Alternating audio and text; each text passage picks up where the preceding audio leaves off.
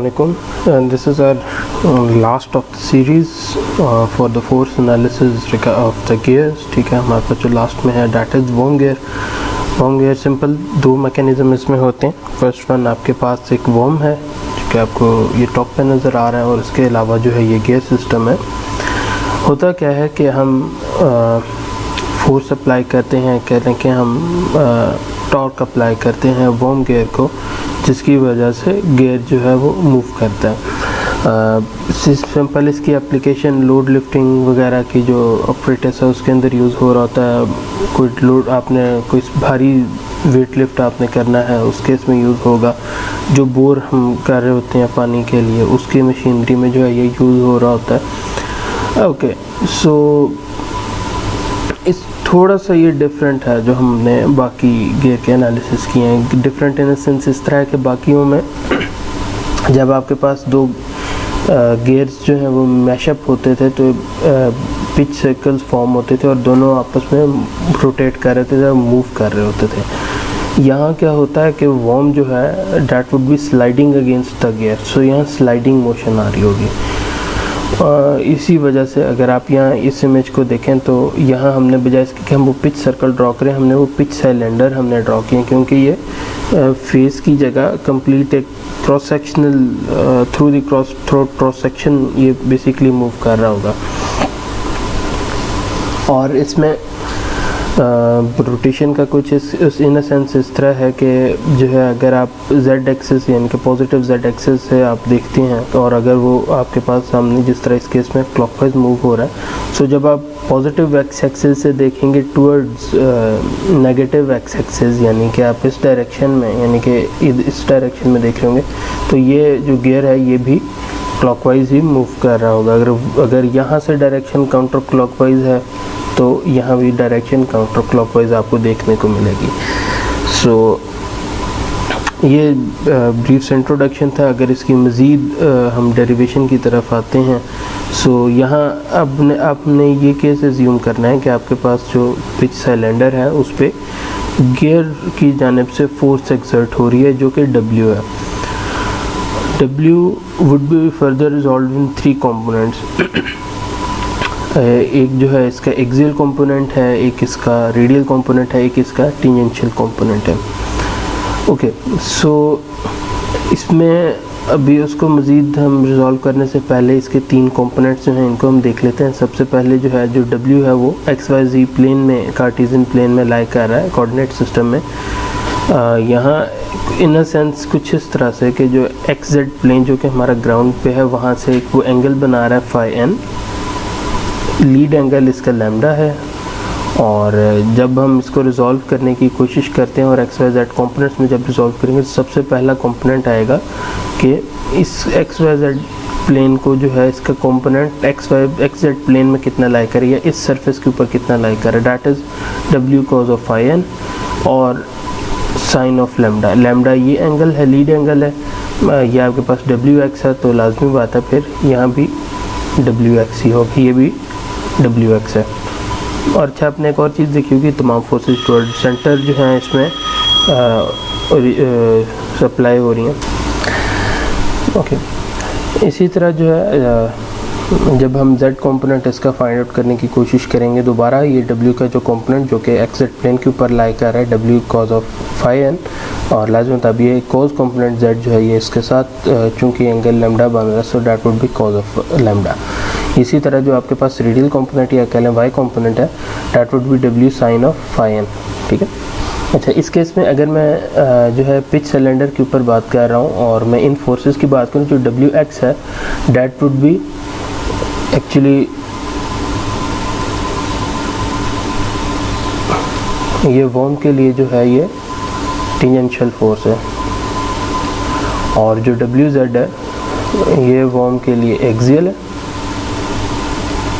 और इसी तरह जो WY है वो आपके पास वर्म के लिए रेडियल है. मगर वार्म गियर में क्या होता है कि there is a rotation of 90 degree, यानी कि कहने कि जो टॉर्क है पावर ट्रांसमिटर वो 90 डिग्री बेसिकली यहाँ शिफ्ट होता है इसमें। तो उससे क्या होगा, अभी हम आगे चल के देखते हैं कि जो एक्सियल कंपोनेंट होगा आपके पास पिच के लिए, that would B actually the tangential component for the gear system. और जो गियर के लिए जो कि यहाँ इस केस में एक्सियल यहाँ आपके पास पिच सिलेंडर के लिए एक्सियल है, वो वहाँ टेंजेंशियल होगा, और जो टेंजेंशियल होगा आपके पास गियर के लिए that would be axial for the pitch, जो कि आपके पास the worm gear. So okay, इसी तरह जो है अभी हमने डिस्कस किया कि there is a change, so उसकी वजह से आप यहाँ देख सकते हैं कि अच्छा यहाँ सबस्क्रिप्ट यूज़ हो रहा है। W का मतलब है कि ये फोर्स है जो कि यानी कि वार्म की जानिब से है, और WG जो है इसका मतलब है कि ये फोर्स है गियर की तरफ से, ठीक है। सो ये सबस्क्रिप्ट हम यूज़ करते हैं। आप यहाँ देख सकते हैं कि यहाँ जो है क्योंकि नेगेटिव यहाँ जो है होगा, और जो है आप ये देख सकते हैं कि एक्सियल फोर्स जो है वो टेंजेंशियल फोर्स के इक्वल है, रेडियल दोनों केसेस में सेम है, ठीक है, जो कि टॉप पे अप्लाई हो रही है। उसके अलावा जो टेंजेंशियल फोर्स है और जो एक्सियल फोर्स है वो भी आप देख रहे हैं कि आपस में यूँ एक दूसरे के रिलेटेबल हैं एक दूसरे से for warm and gear. Okay, यहाँ तक तो बेसिक हमारी जो है ये डिस्कशन हो जाती है। उसके बाद हम अगले स्टेप पे चलते हैं, और जो अगला हमने डिस्कस करना है दैट इज़ द फ्रिक्शन। हमने अभी बात की कि यहाँ एक स्लाइडिंग कॉन्टैक्ट, अगर स्लाइडिंग कॉन्टैक्ट हो रहा है तो कोफिशिएंट ऑफ फ्रिक्शन जो है दैट इज़ वेरी इंपॉर्टेंट। सो यहाँ आप ये इसको यूँ एज्यूम करें कि ये जो फोर्स W है जब हम अप्लाई करते हैं उसकी वजह से एक फ्रिक्शनल फोर्स भी अप्लाई हो रही होगी, ये उसकी वजह से जनरेट होती है, that is F of W, F being the coefficient of friction. So बिल्कुल ये लीड एंगल के जो है उसके हिसाब से लगेगी, ठीक है, और ये दो कंपोनेंट्स में रिजॉल्व होगी। एक जो है आपके पास FW कॉज ऑफ लैम्डा, एक जो है FW sine of lambda. Okay, so एक जो है नेगेटिव एक्स एक्सिस में एक्ट कर रही है, यानी कि जिस डायरेक्शन में बाकी फोर्सेस एक्ट कर रही हैं, एक जो है W साइन ऑफ लैम्डा जो कि पॉजिटिव Z एक्सिस की तरफ लाई कर रही है। सो हम इस इक्वेशन को जो है हम यहाँ मॉडिफाई करेंगे, और यहाँ आप देख सकते हैं कि यहाँ F cause of lambda add हो गया एक्स कंपोनेंट में, ठीक है, यहाँ W देखें W cos of phi N sine of lambda, और उसके बाद F कॉज ऑफ लैम्डा जो है इसमें एडअप हो गया। उसके बाद Y component as it is रहेगा, क्योंकि फ्रिक्शनल कंपोनेंट Y डायरेक्शन में या रेडियल डायरेक्शन में एक्ट नहीं कर रहा। Z डायरेक्शन में दोबारा F साइन ऑफ लैम्डा यहाँ माइनस हो रहा है, क्योंकि ये नेगेटिव Z एक्सिस में हमने यहाँ इसको पॉजिटिव लिया था, और इस केस में आप देख सकते हैं कि इसकी डायरेक्शन डिफरेंट है FW साइन ऑफ लैम्डा की, जिसकी वजह से वो फोर्स यहाँ जो है एडअप सब्ट्रैक्ट हो रही होगी।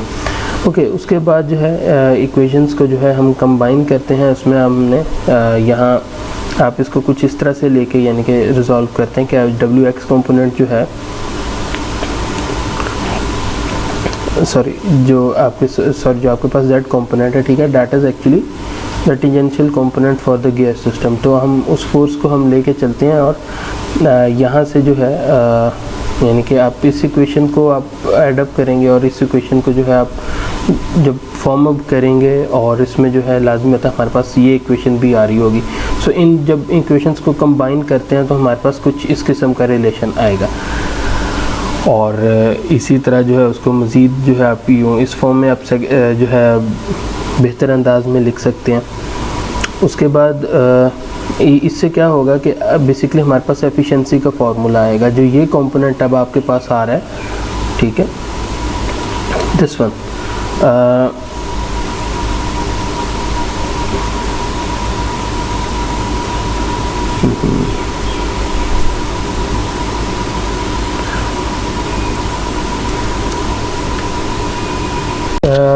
I think I missed one thing. जो ये वाला रिलेशन है, ठीक है, जो कि टेंजेंशियल कंपोनेंट है, इसमें आप बेसिकली होगा क्या कि सबसे पहले इसके लिए z कंपोनेंट जो है इनको यूटिलाइज़ करते हुए फिर आप जो फर्स्ट इक्वेशन थी जो कि हमने ये डिस्कस की थी इसको यूटिलाइज़ करेंगे और इवेंचुअली हमारे पास ये रिलेशन आ जाएगा। जब ये रिलेशन आ जाएगा फिर हम नेक्स्ट स्टेप की तरफ जाएंगे कि हमने एफिशिएंसी फाइंड आउट करनी है। एफिशिएंसी के लिए दो पैरामीटर्स हैं कि आपके पास फोर्स ट्रांसमिटेड फोर्स है जो कि विदाउट फ्रिक्शन और विद फ्रिक्शन है। विदाउट फ्रिक्शन के लिए जो ये रिलेशन है दैट इज़ विदाउट फ्रिक्शन, और हमने अभी जो है ये डिस्कस की कि आपके पास जो है ये विद फ्रिक्शन जो है हमारे पास ये रिलेशन है। सो सिंपली जो है इसको सॉल्व करते हैं, या फिर आप ये वाली इक्वेशन अगर हम ले लेते हैं, इन इक्वेशंस को आपस में रिलेट करते हैं, सॉल्व करते हैं, न्यूमरेटर में जो एफ को आ रहा होगा उसको ज़ीरो करते हैं। इनके इवेंचुअली तमाम प्रोसीजर्स के बाद करने के बाद हमारे पास एक ये रिलेशन आ रहा होगा। So that is for finding out the efficiency. इसी तरह जो है एफिशिएंसी तो हो गया एक फैक्टर। एक दूसरा फैक्टर जो है हमने बात की जो कि एक इम्पॉर्टेंट भी होगा दैट इज़ लीड एंगल। तो अगर हम जो कोफिशिएंट ऑफ फ्रिक्शन को कांस्टेंट रखते हैं, नॉर्मल प्रेशर एंगल कांस्टेंट रखते हैं और लीड एंगल को चेंज करते हैं, सो जैसे जैसे लीड एंगल बढ़ता जाएगा आपकी एफिशिएंसी भी बढ़ती जाएगी। उसके अलावा जो है जो एक और कंपोनेंट जो कि या एक और पैरामीटर जो कि इम्पोर्टेंट है डिस्कस करना that is the sliding velocity. जो हमने एक्सपेरिमेंट जो वॉर्म एंड वॉर्म गियर पे हुए हैं उनसे ये बात सामने आती है कि जो कोफिशिएंट ऑफ फ्रिक्शन है that is dependent on relative या स्लाइडिंग वेलोसिटी पे। सिंपल ट्रिग्नोमेट्री है कि आपके पास जो है Vg that is pitch line velocity for gear, Vw जो है that is pitch line velocity of worm. So होगा क्या कि अगर हमने Vw निकालना है या फिर पिच लाइन वेलोसिटी निकालनी है, सिंपल हमने स्लाइडिंग वेलोसिटी निकालनी है, सो उसके लिए हमारे पास एक ये रिलेशन आपके पास बनेगा, ठीक है, Vw is equal to Vg plus Vs। और उसके बाद जो है सिंपल जो है अगर हमने Vs फाइंड आउट करना है वो सिंपल ट्रिग्नोमेट्री से फाइंड आउट हो सकता है, Vw over cause of lambda. ये रिलेशन जो है अभी हम आगे जो एग्जांपल आने जा रही है उसमें हम यूज़ भी करेंगे और वहाँ जो है इसको हम मज़ीद इसकी बेहतर इम्प्लीमेंटेशन देखते हैं। उसके अलावा ऐसा इसमें कोई चीज़ नहीं है डिस्कस करने वाली। Yes this is one thing. होगा क्या कि स्लाइडिंग वेलोसिटी का यहाँ कोफिशिएंट ऑफ फ्रिक्शन के साथ यहाँ ग्राफ शो किया गया है। There are two curves, curve a और बी। कर्व ए उन केसेस में यूज़ होगी जब आपके पास हाई एंड या high and quality material let's say stainless steel या कोई ब्रॉन्ज वगैरह, कोई हाई क्वालिटी ब्रॉन्ज हो गया या प्लेटिनम वगैरह, यानी कि हाई क्वालिटी मटेरियल यूज़ हो रहा है, उसके लिए कर्व बी यूज़ होगी। और जो कर्व ए है डैट इज़ फॉर जो आपके पास नॉर्मल मटेरियल होते हैं जैसे लेट्स से कास्ट आयरन वगैरह, ठीक है, यानी कि when more friction is expected, ठीक है, उस केस में जो हम कर्व ए यूज़ करेंगे। सो इस कर्व को भी यूज़ करेंगे एग्जांपल में और देखते हैं इसको भी। ओके जी, एग्जांपल हमारे पास ये है, ये एग्जांपल हम अभी सॉल्व करके देखेंगे। A 2 right hand worm transmit 1 horse power है 1200 revolution per minute to a 32 worm gear, ठीक है। हमें वॉर्म गियर के नंबर ऑफ टीथ पता है, हमें वॉर्म के हमें टीथ पता है, रेवोल्यूशन पता है, पावर पता है। The gear has a transfer diameter pitch of 6 teeth per inch, ठीक है, हमें ये भी मालूम है। And a face width of 1 inch, okay. The worm has a pitch diameter of 2 inch, ठीक है, and a face width of 2.5 inch. The normal pressure angle is 14.5 degree, ठीक है। The material and quality of generating to be used as such that curve B should be used, ठीक है जी, हम curve B ही use करेंगे। 4 चीज़ें find out करनी है part A में। सबसे पहले यहाँ से स्टार्ट लेते हैं और इसके बाद जो है हम फिर पार्ट बी के ऊपर आते हैं। हमने अभी डिस्कस किया एग्जाम्पल जो है हमारे सामने है और इसको हम स्टार्ट करते हैं पार्ट ए से, जहाँ हमने एक्सियल पिच फाइंड आउट करनी है, सेंट्रल डिस्टेंस है, लीड है और लीड एंगल है। सो सबसे पहले जो है हम आ जाते हैं एक्सियल पिच पे। एक्सियल पिच जो है that for worm gear is equal to the transverse pitch for the gear, ठीक है। ये देखें यहाँ आपको गिवन है the transverse diameter pitch of 6 teeth per inch, ठीक है, आपको यहाँ गिवन है। सो इसको हम यूटिलाइज करेंगे कि P X is equal to P T is equal to 5/6 और जब आप इसको सॉल्व करेंगे ये आपके पास आएगा 0.5236 इंच। ओके, उसके बाद जो है हमने सेंटर टू सेंटर डिस्टेंस निकालना है, मगर उसके लिए ज़रूरी है कि हमारे पास जो गियर है उसका भी पिच सर्कल हो, ठीक है, उसका डाया हो हमारे पास। और अगर हमने वो निकालना है उसके लिए जो है ज़रूरी है कि आप जो है वो कैसे निकलेगा। आपको डायमीटर पिच गिवन है 60 पर इंच और आपको नंबर ऑफ टीथ गिवन है 30 टूथ वॉर्म गियर है। सो that would B 30 divided by 6 यानी कि 5 इंच। तो सेंटर टू सेंटर डिस्टेंस बन जाएगा 5 + 2 जो कि हमें डेटा में गिवन है वॉर्म के लिए, डिवाइडेड बाय 2 इक्वल्स 3.5 इंच। इसी तरह अगर हमने लीड निकालनी है तो उसके लिए ये रिलेशन है, Px अभी हमने फाइंड आउट की, ठीक है, 0.5236 मल्टीप्लाई बाय 2 जो कि नंबर ऑफ टीथ हैं वॉर्म के, इनको मल्टीप्लाई करेंगे तो हमारे पास आएगा 1.0472 इंचेस। इसी तरह जो है अगर हमने लीड एंगल अब फाइंड आउट करना है तो ये हमारे पास नोन है 1.0472 divided by pi multiply by DW which is 2। जब आप इसे सॉल्व करेंगे आपके पास ये 9.46 डिग्रीज आएगा, यानी कि इसका tan इनवर्स भी आप लेंगे। ओके, सो यहाँ तक जो है जो बेसिक हमारा पार्ट A था वो कंप्लीट हो जाता है। अब हम आ जाते हैं पार्ट 2 पे। पार्ट 2 में हमने फाइंड आउट करना है कि एक तो हमें यह बता दिया गया कि जी the gear is being supported by bearings a and b, find the forces exerted by bearings against worm gear shaft and the output torque, ठीक है। ओके जी, अब हमने जब ये फाइंड आउट हम करने निकले हैं तो उसके लिए हमारे पास स्कीम कुछ ऐसे होगी कि हमारे पास अभी सिर्फ पावर हमें डेटा में गिवन है, हमें सिर्फ रेवोल्यूशन पर मिनट गिवन है। सो हम क्या करेंगे, पहले वेलोसिटीज़ निकालेंगे, वेलोसिटी निकालने के बाद उनको यूटिलाइज़ करेंगे और फिर गियर की फोर्सेस निकालेंगे और फिर सिंपल ट्रिग्नोमेट्री से इसको सॉल्व करेंगे। सो फर्स्ट थिंग फर्स्ट, सबसे पहले जो है हम वॉर्म के लिए निकालते हैं कि वॉर्म की पिच लाइन वेलोसिटी क्या होगी। So that would be equal to h into 33,000, बल्कि एक मिनट कहीं ये sorry that is different formula. इसके लिए आप सिंपल यहाँ लिखेंगे pi dw multiply by n divided by 12, यानी कि पाई dw आपके पास 2, n जो है हमें डेटा में गिवन है 1200 डिवाइडेड बाई 12। जब आप इसको सॉल्व करेंगे ये आपके पास आएगा अराउंड 628 फीट पर मिनट। ओके, जब हमने ये फाइंड आउट कर लिया है, इसके बाद जो नेक्स्ट हमारे पास प्रोसीजर होना चाहिए, स्टेप होना चाहिए, that is to find out the pitch line velocity for gear. मगर गियर के लिए हमारे पास जो है कोई डेटा नहीं है, सो हम क्या करेंगे कि मगर हमें टीथ की रेशो हमें गिवन है, सो हम ये लिख सकते हैं कि 2/30 multiply by 1200 is equal to NG, ठीक है। वॉर्म और गियर की टीथ रेशो हो गई, multiply by the number of जो कि वेलोसिटी है आपके पास वॉर्म की, इसको मल्टीप्लाई करते हैं तो आपके पास ये आंसर आएगा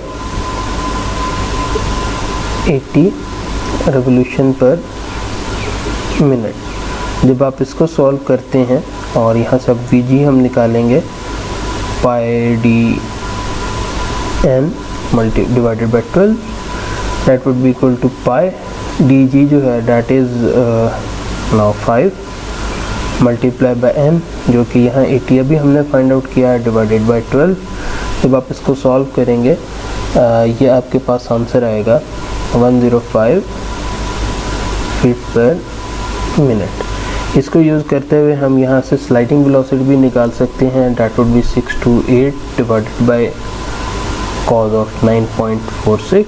जब आप इसको सॉल्व करेंगे तो हमारे पास स्लाइडिंग वेलोसिटी है, दैट वुड बी 637 फीट पर मिनट। अब हमने जब ये वेलोसिटी निकाल लिया, अब हम कोफिशिएंट ऑफ फ्रिक्शन भी निकाल सकते हैं। तो देखें जो हमारे पास 600 वाली लाइन है समवेयर अराउंड है, यानी कि 637 कहीं इस पॉइंट पे लाई कर रहा होगा। और हमें ये भी गिवन है कि जो है we have to use curve B, so that would be somewhere around here, यानी कि 0.03 हम इसे ज़ूम कर लेते हैं। अब चूँकि हमने अब ये फोर्सेस भी निकाल ली हैं, ठीक है, सो इस स्टेप को हम 7 कर देते हैं। ओके, अब हम इनको यूटिलाइज़ करेंगे और यहाँ से हम ये फोर्सेस फाइंड आउट करेंगे, मगर इसको फाइंड आउट करने से पहले हमने ट्रांसवर्स फोर्स निकालनी है। उसके लिए रिलेशन होगा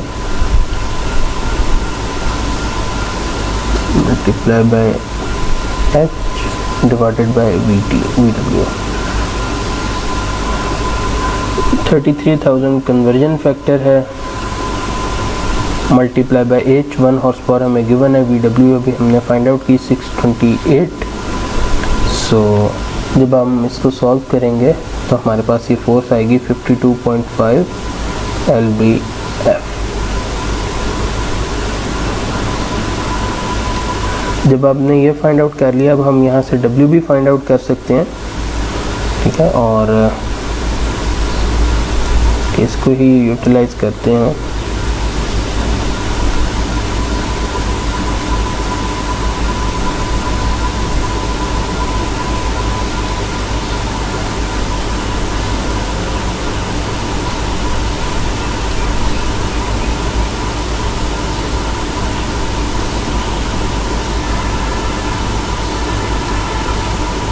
ये रिलेशन इसको सॉल्व कर लेते हैं। ये 52.5 divided by cos of 14.5 pi N, normal pressure angle हमें गिवन है, साइन ऑफ लैम्डा या फिर sine of 9.46 lead angle, plus F 0.03 multiply by cos of 9.46। इसको सॉल्व करने पे हमारे पास जो आंसर आता है डेट वुड बी 278 lbf। फिर हम इन रिलेशंस को हम यूज़ करेंगे और हमारे पास जो WY है वो आएगा 69.6 lbf।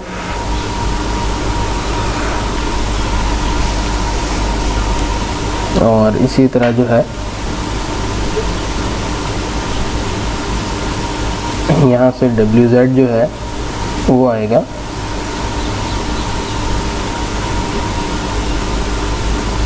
Around 264 lbf। ओके, जब ये हमारे पास आ गई, ये फोर्सेस हैं जो कि वॉर्म पे लग रही हैं। सो अगर हमने गियर की फोर्सेस फाइंड आउट करनी है, सो हम यहाँ लिख सकते हैं कि बल्कि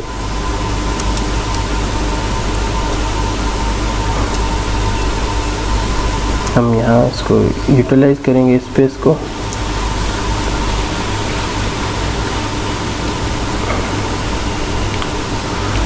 और हम यहाँ लिख सकते हैं कि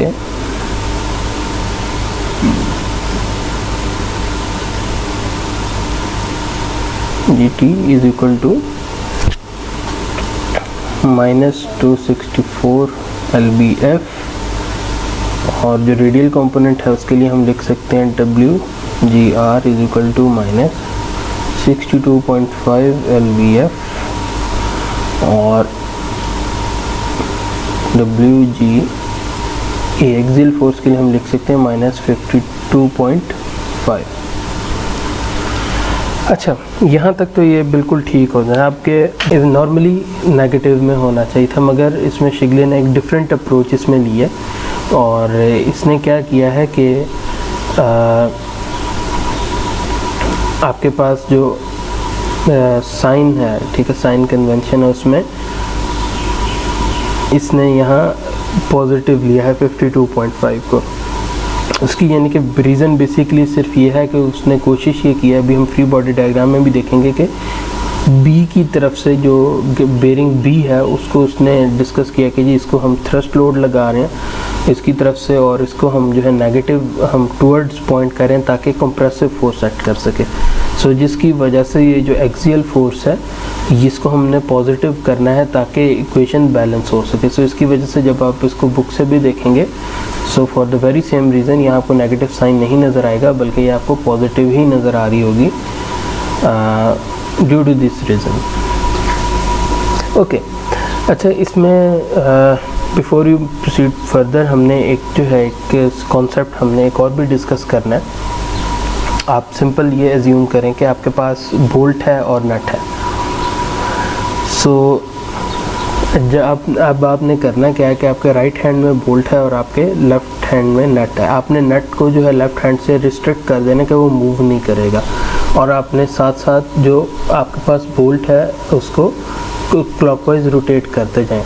तो आपके पास होगा क्या कि the nut will eventually move along axially axis के अलोंग मूव करेगी towards the head of the bolt, ठीक है। यानी कि एक तरह से वो नेगेटिव जेड डायरेक्शन में मूव कर रही होगी, ठीक है।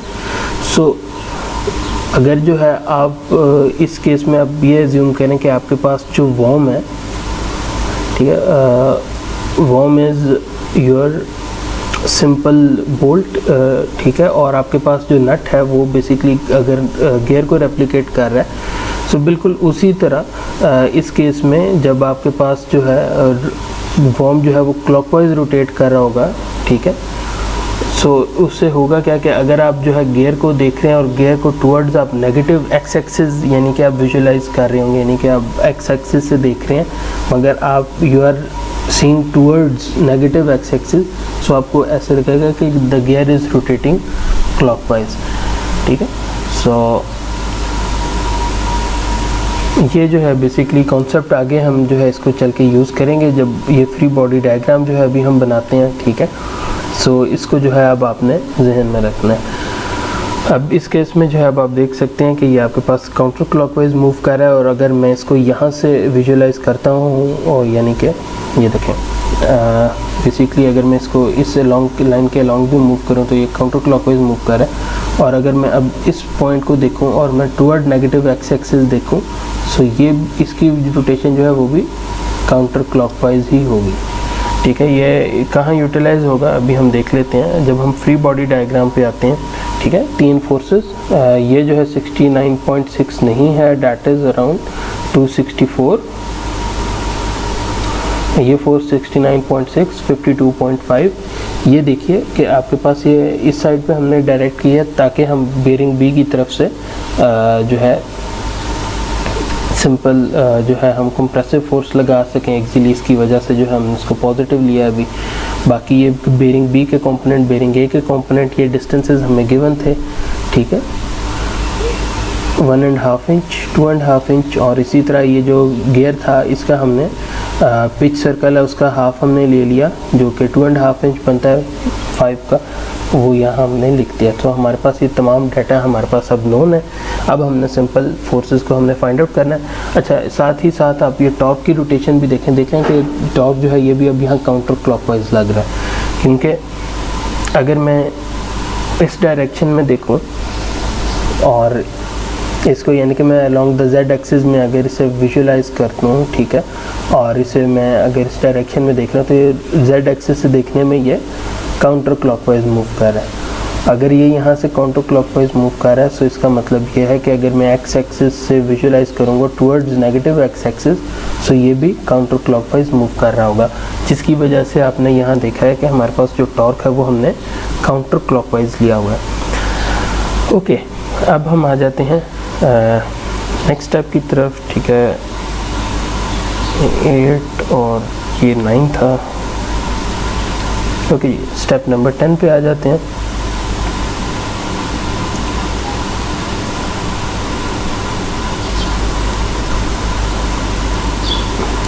सबसे पहले जो है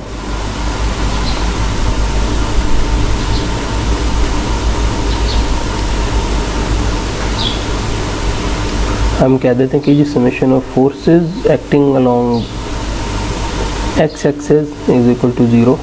इसका मतलब है कि आपके पास minus f of x p, क्योंकि कंप्रेसिव फोर्स है, प्लस 52.5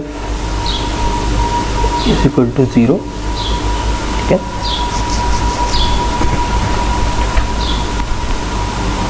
ओके सो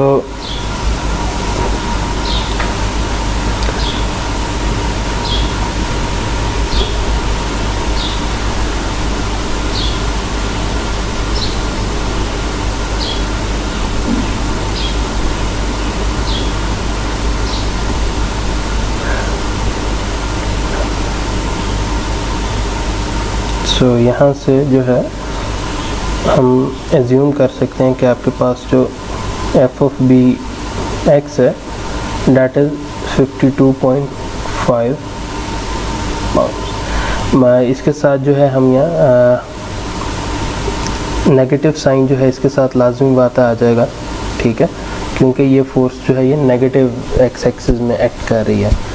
सो इसको हम यहाँ से ऐसे कर देते हैं कि हम ये वाली फोर्सेस पॉजिटिव ले रहे हैं। ओके, ये तो हमारे पास हो गई एक फोर्स, ठीक है। उसके बाद जो है हम क्या करते हैं कि अब मोमेंट ले लेते हैं अबाउट जेड एक्सिस, ठीक है। Summation of moments about Z axis, ठीक है जी, एट पॉइंट ए, ठीक है, इज इक्वल टू 0। सो सबसे पहले जो है अगर ये पॉइंट ए पे 0 है, सबसे पहले हमारे पास ये गियर फोर्स को हम देख लेते हैं। अब ये कंपोनेंट जो है हमारे पास 264 वाला कंपोनेंट नहीं आ रहा होगा, 52.5, ठीक है जी, that would be multiplied with 2.5, ठीक है। सो अगर आप इसकी रोटेशन देखें, ये हमारे पास जो है ये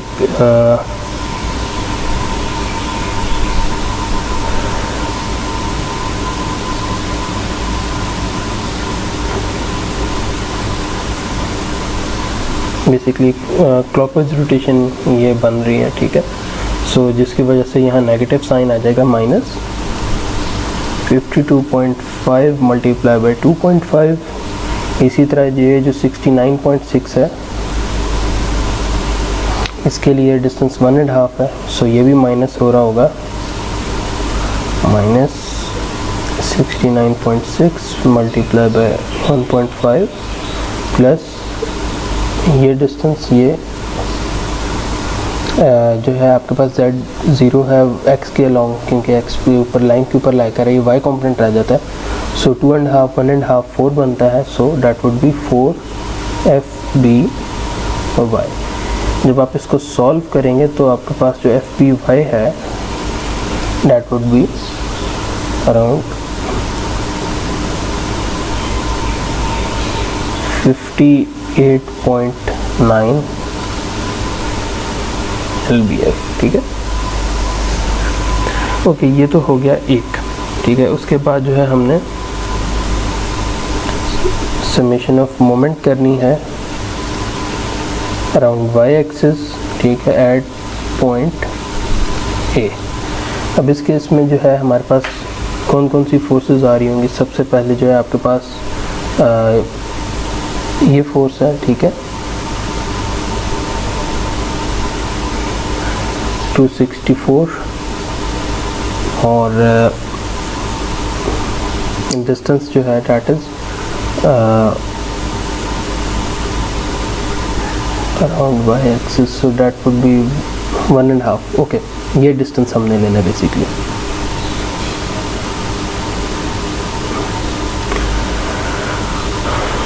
सो डेट वुड बी 264 मल्टीप्लाई, क्योंकि अलॉन्ग y एक्सिस दे रहे हैं तो y एक्सिस की वो कोई भी डायमेंशन नहीं होगी, वो x और z में, यानी कि अगर z में फोर्स है तो x का डिस्टेंस होगा। सो डेट वुड बी 1.5। ये काउंटर क्लॉकवाइज एक्ट कर रहा होगा, ठीक है।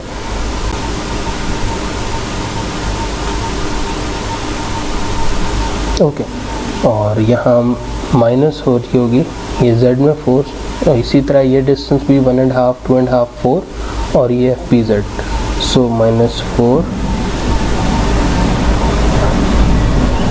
FBZ। इट इम्प्लाइज कि FBZ जो है that would be around 99 pounds. Okay जी, सो अब हमने जो है ये दो रिलेशन हमने फाइंड आउट कर लिए हैं।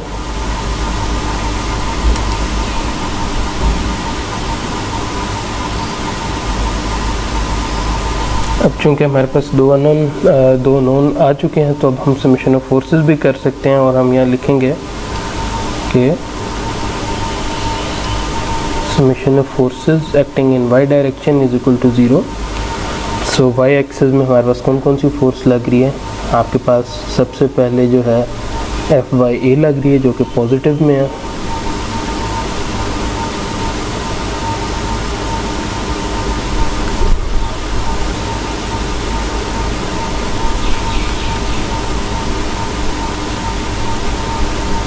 उसके अलावा हमारे पास F/B/Y है, जो कि फिर पॉजिटिव में है, और हमारे पास 69.6 है, जो कि नेगेटिव में है। सो अब F/B/Y अभी हमने ये फाइंड आउट किया है 58.9 है, ठीक है। इसको हम यहाँ यूटिलाइज करेंगे। सो हमारे पास जो F/A/Y है that would come out to be around 10.7 lbf, और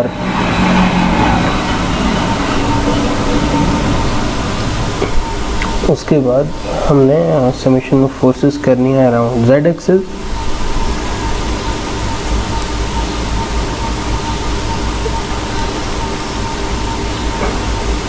सो कौन कौन सी फोर्सेस हैं जी? एक तो हमारे पास ये पॉजिटिव z एक्सिस में एक्ट कर रही है 264, सॉरी नेगेटिव z एक्सिस में, और Fza है और Fzb है, जो कि पॉजिटिव है।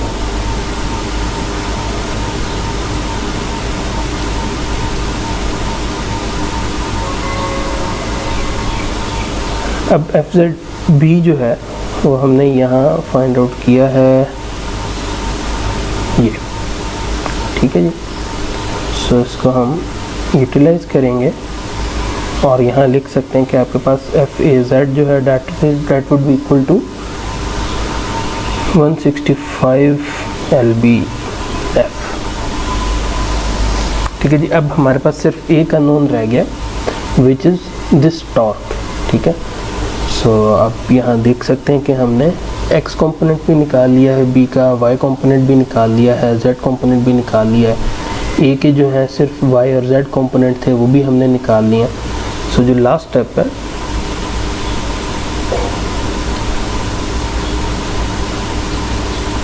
Summation of moments acting along x direction equals to 0।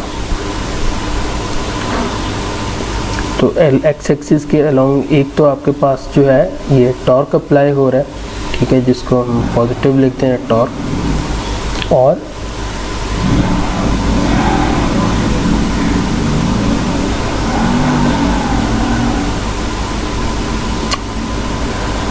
यहाँ दूसरी फोर्स जो एक्ट कर रही होगी डेट वुड बी 264, और ये डिस्टेंस 2.5। सो और ये अगर आप इसको देखें तो ये क्लॉकवाइज एक्ट कर रहा होगा, सो इसके साथ ही हम माइनस आ जाएगा, -264, और यहाँ आपके पास डिस्टेंस जो क्या है 2.5। सो इट इम्प्लाइज कि जो टॉर्क है डेट वुड बी 660 lbf और इंच।